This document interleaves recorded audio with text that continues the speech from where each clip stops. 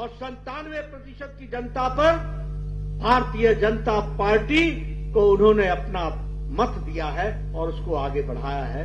ये हम सबके लिए बहुत खुशी की बात है और इसके लिए मैं भारत की जनता को और हिमाचल की जनता को बहुत बहुत धन्यवाद देता हूं कि उन्होंने हमारा ख्याल रखा, हमारी पार्टी को आशीर्वाद दिया।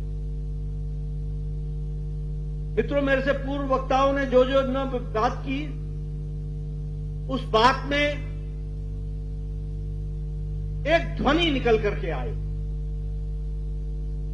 अनुराग जी ने अपने अंदाज में बात की, बिंदल जी ने अपने अंदाज में बात की,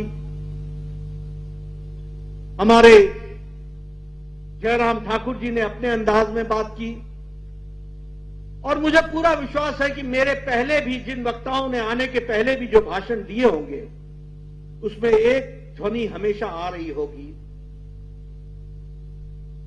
कि अगर विकास के नाम पर देखा जाए,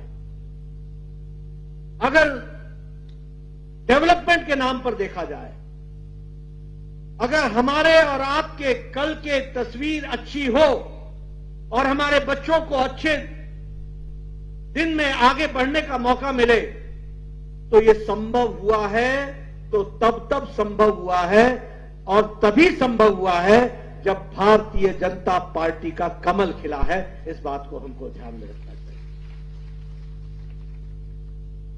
आप देखेंगे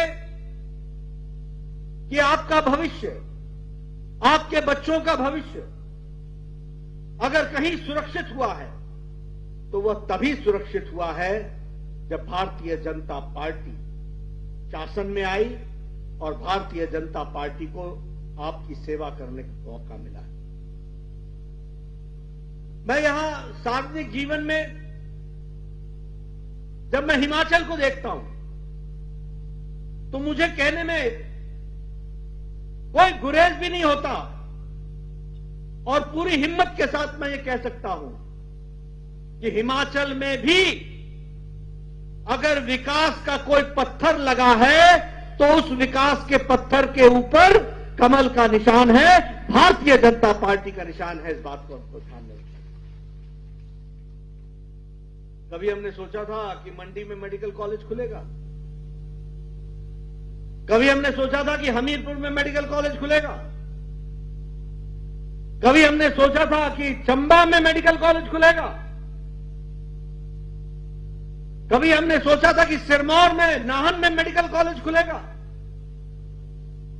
कभी हमने सोचा था कि mother and child care system ये सुंदरनगर में आएगा, कभी हमने सोचा था कि घुमारवी में मदर एंड चाइल्ड केयर होगा, कभी हमने सोचा था कि नूरपुर में mother and child health centre होगा, हॉस्पिटल होगा, कभी हमने सोचा था कि टांडा के मेडिकल कॉलेज में मदर एंड चाइल्ड हॉस्पिटल अलग से होगा, कभी हमने सोचा था कि सुपर स्पेशलिटी ब्लॉक शिमला में बनेगा, कभी हमने सोचा था कि कैंसर ट्रीटमेंट सेंटर मंडी में बनेगा, कभी हमने सोचा था कि शिमला में कैंसर ट्रीटमेंट सेंटर बनेगा और कभी हमने सोचा था कि ऊना में पीजीआई का सैटेलाइट सेंटर खुलेगा और कभी हमने सोचा था कि बिलासपुर में all India institute of medical sciences आएगा।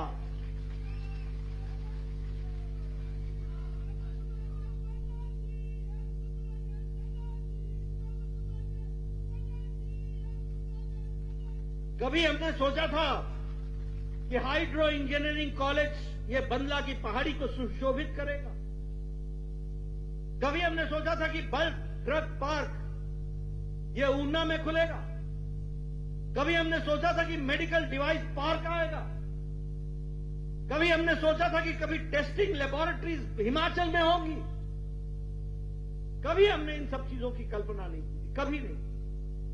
और मैं तो यहां पर पूरे दावे के साथ कह सकता हूं कि जिस पुल का शिलान्यास अलेखट पुल जिसका इंदिरा गांधी, स्वर्गीय इंदिरा गांधी ने किया था, उसको भी पूरा करने का और उद्घाटन करने का काम प्रेम कुमार धूमल और मुझे मिला था, उसको भी हम ही ने पूरा किया। सीमेंट की फैक्ट्रीज, एक नहीं 3-3 फैक्ट्रीज, आप कोई नाम गिना दीजिए, ये ट्रॉमा सेंटर, ये Indian institute of management Sirmaur में अगले 2-3 महीने में पूरा हो जाएगा। उसका उद्घाटन प्रधानमंत्री मोदी जी करेंगे। आज पत्रकारों को मैं एम्स में बताऊंगा कि किस किस चीज का इसी महीने में उद्घाटन होने वाला है। विकास की एक नई कहानी लिखी गई है और इसीलिए मैं पूरे जिम्मेवारी के साथ ये कह सकता हूं कि हिमाचल का भविष्य और देश का भविष्य और उज्जवल भविष्य अगर है तो वो नरेंद्र मोदी प्रधानमंत्री जी के हाथ में है और उनके नेतृत्व में है। और भारतीय जनता पार्टी के कमल के निशान के साथ है। हां, कांग्रेस पार्टी जब भी आती है और जहां भी आती है वहां जातिवाद, अलगाववाद, राष्ट्र विरोधी तत्व ये सारे विराजमान होते हैं, सारे विराजमान होते हैं। जाति को जाति से लड़ाओ, मजहब को मजहब से लड़ाओ, इलाके को इलाके से लड़ाओ, भाई को भाई से लड़ाओ। वोट बैंक की राजनीति, तुष्टीकरण की राजनीति, भाई भतीजावाद, भ्रष्टाचार, ये सब कांग्रेस के साथ जुड़े हुए शब्द हैं। कांग्रेस है तो करप्शन है, कांग्रेस है तो कमीशन है, कांग्रेस है तो क्रिमिनलाइजेशन है और कांग्रेस है तो वहां पर नियमों की धज्जियां उड़ाने का काम होता है। ये कांग्रेस की संस्कृति। और इसीलिए मैं ये जरूर आपसे कहना चाहूंगा कि अगर विकास की कहानी देखनी हो और विकास की कहानी के बारे में चर्चा करना हो तो वह हमेशा भारतीय जनता पार्टी के ही नेतृत्व में होता है। आप बताइए, आज बिलासपुर की तस्वीर बदली हुई है कि नहीं है? जरा जोर से बोलिए, बिलासपुर की तस्वीर बदली हुई है कि नहीं बदली हुई है? आप बताइए, ये हाईवे आपको दिख रहा है कि नहीं दिख रहा है? और वो समय दूर नहीं है जब शिमला से मटौर का भी हाईवे वह भी आपको दिखेगा और वह भी आपको 4 लेन दिखेगा और बिलासपुर का भगेड़ उसका जंक्शन बनेगा। इस बात को भी हमको ध्यान में रखना चाहिए। इसलिए हम विकास करने वाले लोग हैं, हमारे नेता विकास करने वाले हैं लोग। जिसने भाषण दिया सबने विकास की बात की, जिसने भाषण दिया उसने रिपोर्ट कार्ड की बात की। और मैं बार बार बोलता हूं कि प्रधानमंत्री मोदी जी ने राजनीति की संस्कृति बदल डाली। रिपोर्ट कार्ड की राजनीति हो गई है। Pro responsive, pro active, pro accountable, accountability की राजनीति हो गई। आपने कभी किसी कांग्रेसी नेता को देखा कि वो मंच पर आकर के ये बोलता हो कि मैंने ये किया, मैंने ये किया, मैंने ये किया? नहीं कह सकता है। ये कहने की ताकत, और ये कहने की ताकत अगर है तो वो भारतीय जनता पार्टी के नेताओं में है। इस बात को हमको समझना चाहिए। और इसीलिए जब मैं इन चीजों की चर्चा करता हूं तो आपके सामने इन सारी बातों को रखने का प्रयास करता हूं। आज कांग्रेस पार्टी अभी जम्मू कश्मीर में चुनाव में गई। मैंने कहा अलगाववाद, मैंने कहा राष्ट्र विरोधी ताकत, उनका साथ देना प्रत्यक्ष या परोक्ष रूप से। आप बताइए, धारा 370 फिर से वापस लाना है क्या? लाना है क्या? और कांग्रेस के लोग नेशनल कॉन्फ्रेंस के साथ मिलकर के धारा 370 को लाने के लिए लगे। आज पाकिस्तान को प्रधानमंत्री मोदी जी ने घर में घुस करके इसको सबक सिखाया कि नहीं सिखाया? आज कांग्रेस पार्टी कहती है इनके साथ तो डायलॉग करो, डायलॉग, वार्ता। और उनके नेता इनके साथ वार्ता करनी चाहिए, इस बात को कहते हैं। और क्या कहते हैं? एलओसी पर, लाइन ऑफ कंट्रोल से व्यापार पाकिस्तान के साथ शुरू होना चाहिए। व्यापार करना है क्या? करना है क्या? ये सब अलगाववाद, देश विरोधी ताकतों को मजबूत करने का काम करते हैं। और इसीलिए जब मैं इन चीजों की चर्चा करता हूं, आप बताइए, ये राहुल गांधी अमेरिका में जाकर के भारत के आंतरिक मामलों में की बात करता है कि नहीं करता है? और भारत को बदनाम करने की कोशिश करता है कि नहीं करता है? और वहां जाकर के कहता है कि समय आएगा तो मैं आरक्षण समाप्त कर दूंगा। बोलो, आरक्षण समाप्त करना है? आपको बताना चाहता हूं, जब तक मोदी जी हैं और भारतीय जनता पार्टी है, आरक्षण न कभी समाप्त हुआ न कभी समाप्त होगा। इस बात का आपको मैं वादा करता हूं। लेकिन ये लोग समय आएगा तो हम आरक्षण समाप्त कर देंगे और देश के खिलाफ बोलने का काम विदेश की भूमि पर करते हैं, अलगाववाद को बढ़ावा देने का काम करते हैं। इसलिए मित्रों, अगर मैं इसकी चर्चा करूं तो ये कभी खत्म नहीं होगा। मैं यहां ये भी आपको बताना चाहता हूं कि आज मोदी जी के नेतृत्व में देश बहुत तीव्र गति से आगे बढ़ा। मैं बारंबार इसकी चर्चा करता हूं, लेकिन आपको याद दिलाने के लिए फिर बोलना चाहता हूं। आज अमेरिका की अर्थनीति लड़खड़ा रही है। आज यूरोप की अर्थनीति लड़खड़ाई हुई है। आज ऑस्ट्रेलिया मुसीबत में है। आज चाइना बताता नहीं है, लेकिन चाइना की आर्थिक स्थिति मुसीबत में है। आज जापान की आर्थिक स्थिति मुसीबत में है। और ये यूक्रेन का युद्ध और ये कोरोना की चपेट, इन दोनों से ये देश अभी तक उभर नहीं पाए हैं। लेकिन आज अगर इंटरनेशनल मॉनिटरी फंड अगर बताता है तो साफ रूप से बताता है कि दुनिया में अगर जगमगाता हुआ आशा की किरण है तो वह भारत है, भारत है, भारत है। और इसलिए मैं आप सबसे ये बताना चाहता हूं कि विकास के दृष्टि से जिन कामों को आगे बढ़ाने का काम हुआ, आज भारत जो 2014 में अर्थव्यवस्था में 11वें नंबर पर खड़ा था, आज एक लंबी छलांग लगा करके भारत आज 5वें नंबर की अर्थव्यवस्था बन गई, 5वें नंबर।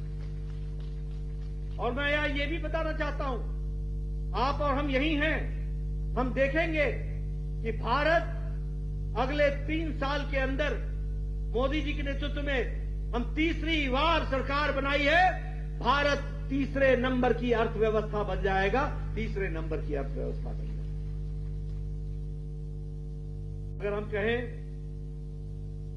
वर्ल्ड बैंक क्या कहता है कि despite of world slow economy, India is growing fast और फास्टेस्ट ग्रोइंग इकोनॉमी बन गई है। अब मैं अगर आपको ग्रोथ रेट के बारे में बताऊं, ऑस्ट्रेलिया, इसका विकास दर 1.6% है। यूनाइटेड स्टेट्स का, अमेरिका का ग्रोथ रेट, विकास दर 2.7% है। कनाडा का 1.2% है। फ्रांस का 0.7% है। जर्मनी का 0.2% है। और भारत 6.8% पर खड़ा है। आप देखिए, अमेरिका 2.7 पर खड़ा है और भारत 6.8 पर खड़ा है। किस तरीके से विकास हो रहा है, किस तरीके से मोदी जी के नेतृत्व में देश आगे बढ़ रहा है। स्टील में हम 4थे नंबर के मैन्युफैक्चरर थे, आज हम 2रे नंबर के मैन्युफैक्चरर हो गए। इलेक्ट्रॉनिक्स में हम तीव्र गति से एक्सपोर्ट करने में हम आगे बढ़ गए। डिफेंस में, रक्षा में हम पहले लोगों सामान खरीदते थे। आपको जानकर के आश्चर्य होगा कि जब 2014 में मोदी जी प्रधानमंत्री बने तो भारत में बुलेट प्रूफ जैकेट नहीं थे। आज भारत बुलेट प्रूफ जैकेट बना ही नहीं रहा है, आज Bharat bullet proof jacket export कर रहा है, दूसरे देशों को दे रहा है। ये बदलती तस्वीर। ये मोबाइल आप लोगों के हाथों में है, मैं बार बार बताता हूं। 10 साल पहले इसी मोबाइल पे लिखा होता था made in China, made in Indonesia, made in Japan. आज आपके मोबाइल पे लिखा हुआ है मेड इन इंडिया, भारत में बना हुआ। एप्पल भी अब भारत में बन रहा। इसलिए विकास की दृष्टि से देखा जाए, आज भारत की गरीबी, 25 करोड़ लोग गरीबी की रेखा से ऊपर उठ चुके हैं, 25 करोड़ लोग। और इंटरनेशनल मॉनिटरी फंड बोलता है कि भारत की अति गरीबी 1% से भी कम हो गई, 1% से भी कम। बोलो, ये बदलता हुआ भारत दिख रहा है कि नहीं दिख रहा है? आगे बढ़ता हुआ भारत दिख रहा है कि नहीं दिख रहा है? इसी को आगे बढ़ाने के लिए हम लोग आए। और अगर मैं हाईवेज की बात करूं तो लगभग 10 सालों में 55,000 किलोमीटर की सड़कें बनी, 55,000 किलोमीटर। आप ही देखते होंगे, कहीं हाईवे, कहीं एलिवेटेड रोड, कहीं टनल्स, हर तरीके से विकास हो रहा। अनुराग जी को अच्छी तरीके से याद होगा, हम और ये जब विपक्ष में थे तो रेल बजट के पहले जाया करते थे, रेल मंत्री से मिलते थे। और जब हम रेल मंत्री से मिलते थे तो हम उनसे चर्चा करते थे कि भाई हमारा रेल का बजट बढ़ा दो, और वो कहते थे हाँ हम देखेंगे, विचार करेंगे, और इस तरीके की बातें वो कहते थे। आज मुझे खुशी है कि लगभग देश में 26,000 किलोमीटर तो बना ही है, लेकिन हिमाचल प्रदेश में 21 गुना रेल का बजट बढ़ा है, 21 टाइम्स रेल का बजट, जिसके बारे में आप चर्चा कर रहे थे। बोलो, ये रेल लाइन का काम चला हुआ है कि नहीं चला हुआ है? तीव्र गति से चला हुआ है कि नहीं चला हुआ है? बिलासपुर में स्टेशन बनेगा कि नहीं बनेगा? बदलाव आएगा कि नहीं आएगा? इसलिए मैं जब बोलता हूं तो विकास का काम अगर किसी ने किया है तो वो भारतीय जनता पार्टी। मैं यहां ये भी आपको बताना चाहता हूं कि हमने गांव, गरीब, वंचित, पीड़ित, शोषित, दलित, इन सब के लिए अगर किसी ने काम किया है तो वो हम लोगों ने काम। गांव की अगर हम बात करें, यहां टैगोर साहब बैठे हैं, मैं देख रहा हूं, यहां हमारे जगत राम जी बैठे हुए हैं, हमारे बहुत से प्रधान बैठे हुए हैं, हमारे रूपलाल जी बैठे हुए हैं। मैं नाम गिनाना शुरू करूं, इनसे पूछिए, एक समय में साल भर में अगर किसी पंचायत को 2.5 लाख रुपए आ जाता था तो हम अपनी पीठ थपथपाते थे। आज कोई पंचायत नहीं है जिसको 2.5 करोड़ से 5 करोड़ से कम आता हो, कोई पंचायत नहीं। मैं ठीक बोल रहा हूं? गांव का विकास हुआ है कि नहीं हुआ है? वाईफाई पहुंचा है कि नहीं पहुंचा है? ऑप्टिकल फाइबर पहुंचा है कि नहीं पहुंचा है गांव में? आप बताइए, कॉमन सर्विस सेंटर गांव में पहुंचा है कि नहीं पहुंचा है? यही कांग्रेसी भाई बोलते थे, भारत तो अनपढ़ का देश है, यहां मोबाइल कौन चलाएगा, इंटरनेट कौन चलाएगा, इंटरनेट कहां चलेगा? ये तो लोगों को गुमराह करने की बात है। जब मोदी जी ने कहा आधार कार्ड तुमने बना दिया, अब आधार कार्ड से हम लिंक करेंगे और हम ये जो पैसे की जो लीकेज है उसको रोकेंगे, तो कांग्रेसी घबरा गए, कहने लगे कि इससे दिक्कत आएगी, ये तो अनपढ़ों का देश है, यहां ये जनधन और जनधन के साथ आधार और आधार के साथ मोबाइल को जोड़ना, ये जैम काम नहीं करेगा। उनको मैं बताना चाहता हूं कि आज सब्जी वाला भी क्यूआर कोड लेकर के सब्जी की पेमेंट लेता है, क्यूआर कोड से लेता है। गांव की बहन भी, आपने ये तस्वीरें देखी होंगी, गांव की बहनें एक तरफ घास का पुल्ला लिया हुआ है, सड़क पर चली हुई हैं,